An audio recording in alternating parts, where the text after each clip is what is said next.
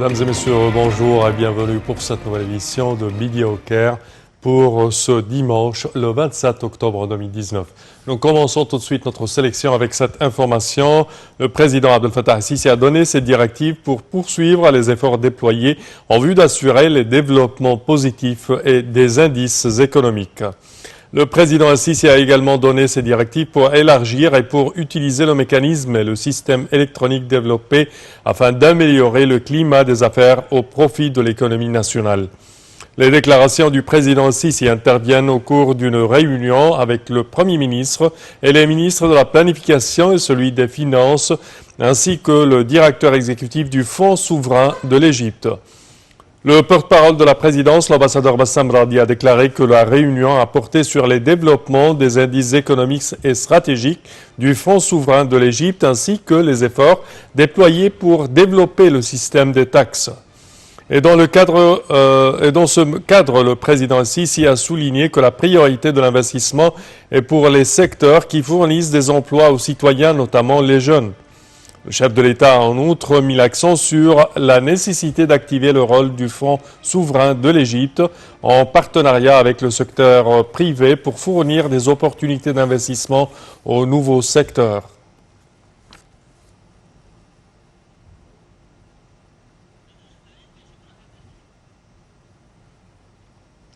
Et le ministère des Affaires étrangères de la Jordanie, de l'Égypte et de l'Irak ont tenu une réunion tripartite en marge du 18e sommet du mouvement des pays non alignés à Bakou, en Azerbaïdjan. Le point dans ce compte-rendu signé Marwa Rafay et Echel. Les ministres des Affaires étrangères de la Jordanie, de l'Égypte et de l'Irak ont tenu une réunion tripartite en marge du 18e sommet du mouvement des pays non alignés à Bakou, en Azerbaïdjan. Au cours de la réunion, les ministres ont examiné les moyens de mettre en exécution les résultats du deuxième sommet réunissant le roi Abdallah II, le président Abdel Fattah el-Sisi et le président Barham Saleh à New York le mois dernier dans le cadre d'un travail tripartite visant à réaliser les intérêts communs des trois pays et les intérêts arabes. Les ministres ont convenu de tenir la prochaine réunion ministérielle à Mène au début du mois prochain pour la préparation du prochain sommet tripartite au niveau des dirigeants qui se tiendra à Bagdad. Au cours de la réunion, les ministres ont examiné les relations communes entre les trois pays, les moyens de développer la coopération économique, culturelle et de développement, les mécanismes possibles pour renforcer les travaux des secteurs techniques concernés, ainsi que la poursuite de la coordination et de la consultation politique entre les trois pays.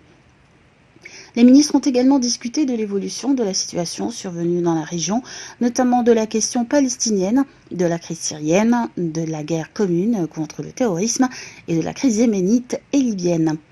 Au cours de la réunion, le ministre des Affaires étrangères, Sameh Choukri, a informé ses homologues de l'évolution de la situation concernant les négociations du barrage de la Renaissance et des résultats de la réunion tenue par le président Abdel Fattah el-Sisi et le premier ministre éthiopien Abiy Ahmed Assochi.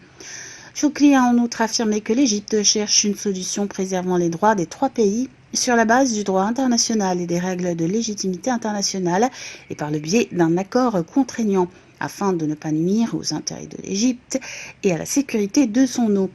De l'autre côté, les ministres Ahmed Safadi et Mohamed El-Hakim ont affirmé que la Jordanie et l'Irak soutiennent les efforts de l'Égypte pour protéger ses droits relatifs à l'eau et pour régler le différend par le biais de négociations conformes à la légitimité internationale afin de préserver les droits des trois pays. Les ministres des Affaires étrangères ont affirmé leur soutien au gouvernement de l'Irak dans ses efforts visant à stabiliser la sécurité et la stabilité et réaliser les aspirations du peuple irakien et à préserver les acquis de la victoire contre les groupes terroristes Daesh en Irak.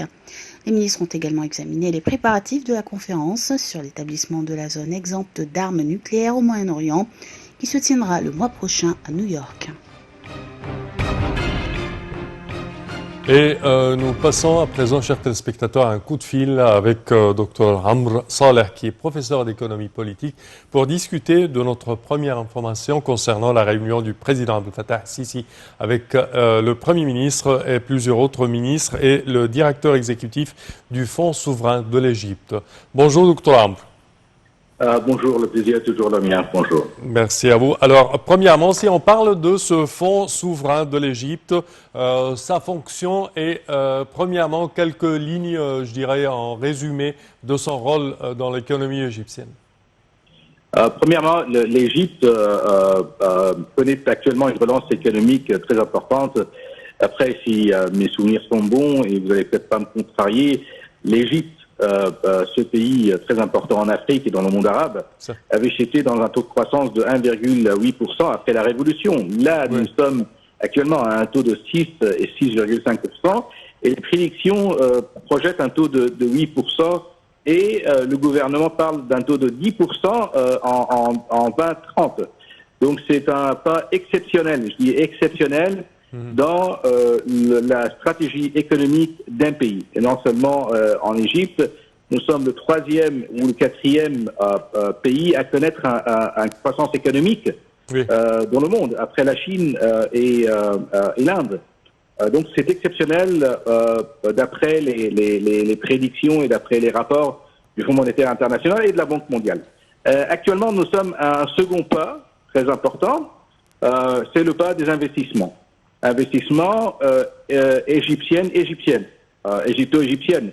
Des investissements qui se feront dans le cadre du fonds, à mon avis, en première étape, utiliser les ressources gouvernementales et publiques non utilisées depuis des années. Et je pense que une seconde étape, ce fonds sera, comme les fonds d'investissement international, comme celui des Émirats arabes unis ou de l'Arabie saoudite, des investissements hors de l'Égypte. Mais le premier pas, c'est d'utiliser de manière stratégique, et je dis stratégique, les biens et les ressources publiques dans des investissements intergouvernementaux et internationaux, et puis réaliser des intérêts hors des cadres et des lois et des régulations et des règles publiques. Donc ce fonds est un pas très important. Je dis c'est un pas très important. Je dis c'est un pas dans le cadre. Il faut voir ça dans le cadre des réformes et des politiques économiques que l'Égypte entreprend depuis des années. Et puis une réunion à haut niveau du président de la République avec le Premier ministre et le président du fonds, c'est un message. C'est un message de force que la direction politique et l'administration politique du pays, la plus haute administration politique du pays, le président de la République et le Premier ministre, suivent pas à pas les réformes économiques et suivent pas à pas les directives économiques de relance, je dis de relance économique du pays. Nous sommes passés de la phase de stabilisation actuellement à la phase de relance économique, et c'est quelque chose que nos auditeurs doivent et spectateurs doivent connaître. Nous sommes passés de la phase de stabilisation économique à une phase de relance économique. Et le fonds est un des pas, je dis un des pas, une des procédures stratégiques dans le cadre de cette relance économique. Parfait, Dr Amr Saleh, professeur d'économie politique, nous tenons à vous remercier. Je tiens à rappeler que vous êtes ex-conseiller à la Banque mondiale. Merci à vous. Et nous poursuivons, chers téléspectateurs, avec notre compte-rendu suivant. Le Conseil des députés a fermement condamné les déclarations du Parlement européen sur la situation des droits de l'homme en Égypte. Dans un communiqué publié vendredi, le Conseil a réitéré son rejet de la résolution parce qu'elle a été promulguée par un non-parti pour commenter cette question et représente la poursuite d'un chemin inacceptable de résolutions similaires que le Parlement et le peuple égyptien n'envisagent pas. Les détails dans ce compte-rendu signé Marwa Arafa et Aïchel. Condamné dans les termes les plus forts et exprimer son rejet total de la résolution du Parlement européen sur la situation des droits de l'homme en Égypte, étant émise par une partie non habilitée à le faire, et du fait qu'elle perpétue une approche inacceptable favorisant des résolutions sans aucun intérêt pour le peuple égyptien. Le Parlement égyptien a dit dans un communiqué ignoré comment le Parlement européen se donne-t-il le droit d'évaluer les autres, alors qu'il a plutôt intérêt à concentrer son attention sur les pays européens, où les droits de l'homme, pour certains, font défaut, estimant que cela est constatable tous les jours par le biais des divers médias, y compris ceux européens, et reflète ainsi un deux poids et deux mesures évident, ainsi qu'une sélectivité intentionnelle servant des objectifs sans nul rapport avec les droits de l'homme. Cette résolution, affirme-t-il, comporte des contre-vérités et des mensonges qui font qu'elle devient nulle et sans valeur. L'Égypte étant un grand pays influent dans son espace géographique et régional, pour qui de tels communiqués erronés et inexacts sont sans effet. Nous nous attendions du Parlement européen qu'il soit à la hauteur de la responsabilité que lui imposent les intérêts communs et relations stratégiques qu'entretiennent l'Égypte et l'Union européenne, en adoptant une approche constructive favorisant le dialogue et la coopération commune pour concrétiser les objectifs du Parlement commun, ajoute la Chambre des députés, déplorant que le Parlement européen ait choisi d'emboîter le pas de parties tendacieuses connues par leur hostilité à tout rapprochement entre les deux bords et par leur tentative inlassable d'empoisonner leurs relations pour réaliser des intérêts étroits et mettre en œuvre des plans hostiles à l'État égyptien. Les députés égyptiens ont également dénoncé l'air condescendant que dégage cette résolution, n'encourageant à aucune interaction ou dialogue constructif de nature à faire avancer les relations parlementaires dans la bonne direction et traduisant une partialité flagrante contre l'Égypte, exprimant leur regret que le Parlement européen soit manipulé par des ONG porteuses d'objectifs louches et nouant des liens avec des organisations terroristes connues de tous. L'Égypte poursuivra ses efforts nationaux pour renforcer les droits de l'homme et aucune voix tendacieuse ne l'en dissuadera, et elle présentera dans les prochaines semaines son rapport national devant le Conseil des droits de l'homme de l'ONU dans le cadre de l'examen périodique universel effectué par l'organisation onusienne, assure le Parlement égyptien. L'Égypte y exposera, poursuit-il, en toute transparence et crédibilité, dans un esprit de coopération constructif avec les partenaires internationaux, ses réalisations lors des 4 dernières années, les difficultés qu'elle a rencontrées et sa vision future concernant ce dossier. Les mesures entreprises par l'Égypte pour promouvoir les droits de l'homme n'ont à aucun moment été la conséquence d'une opinion formulée par une partie étrangère, et l'Égypte n'a pas besoin d'une attestation de bonne conduite de la part du Parlement européen, martèle le Parlement égyptien, confirmant que les démarches entreprises par l'État proviennent d'une volonté politique et nationale certaine, d'une conviction individuelle solide par les droits de l'homme sont partie intégrante du processus de développement global, raison pour laquelle l'Égypte tient absolument à honorer ses engagements internationaux et constitutionnels en fonction de sa constitution de 2014, dans laquelle les droits de l'homme, les libertés ont connu un essor et le respect de l'état de droit a été réaffirmé. Et la compagnie italienne Eni, la compagnie pétrolière italienne, a dévoilé la découverte de nouvelles ressources à Abourdis dans le golfe de Suez. La compagnie a indiqué que le travail commencera dans quelques jours dans les nouvelles ressources, dont la première production s'estime à 5000 barils par jour. La compagnie italienne a d'autre part dévoilé des preuves sur d'autres nouvelles découvertes de gaz naturel dans la même région.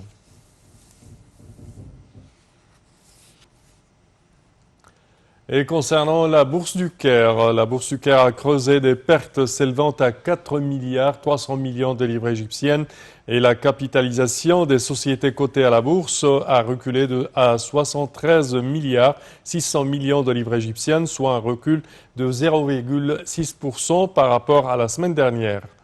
Selon le rapport hebdomadaire de la Bourse du Caire, l'indice principal EGX 30 a gagné 0,1%. En contrepartie, l'indice secondaire EGX 70 a perdu 0,4% et EGX 100 a cédé à 0,6%. Le volume des échanges a cependant marqué une hausse enregistrant 7 milliards 700 millions de livres égyptiennes.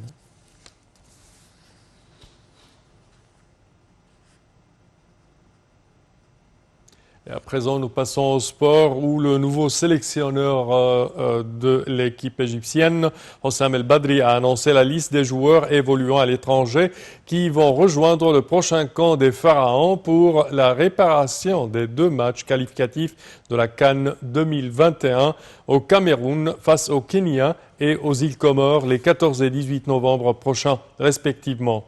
La liste comprend la star de Liverpool, Mohamed Salah, le défenseur de West Bromwich Albion, Ahmad Hegazi, le milieu du terrain d'Aston Villa, Mahmoud Hassan Trezeguet, le milieu du terrain au Beşiktaş, Jeke, Mohamed Nenni, ainsi que l'avant-centre du SC Praga, Ahmad Hassan Kouka, et enfin le milieu du CDAS, Mahmoud Abdelmonem Kahraba. Et pour terminer, chers téléspectateurs, des pluies diluviennes se sont abattues hier sur plusieurs gouvernorats côtières. Depuis mardi, l'Égypte connaît des conditions météorologiques instables. Le gouvernorat de Giza, les gouvernorats plutôt de Giza, de Bahira, de Kafr el-Sheikh ont suspendu les études dans les écoles et les universités de crainte que la situation ne s'empire. Le ministère du Développement local coordonne avec les forces armées pour faire face aux conditions météorologiques sans précédent. Le ministère du Tourisme a décidé de suspendre les tours des touristes dans tous les gouvernorats à travers la République. Et le gouvernement a déclaré l'état d'urgence maximale en prévision de l'aggravation des conditions météorologiques. Et ceci conclut, chers téléspectateurs, notre sélection d'aujourd'hui pour Midi au Caire. Je vous remercie de votre attention. Je vous donne demain rendez-vous avec une nouvelle édition. Merci à vous.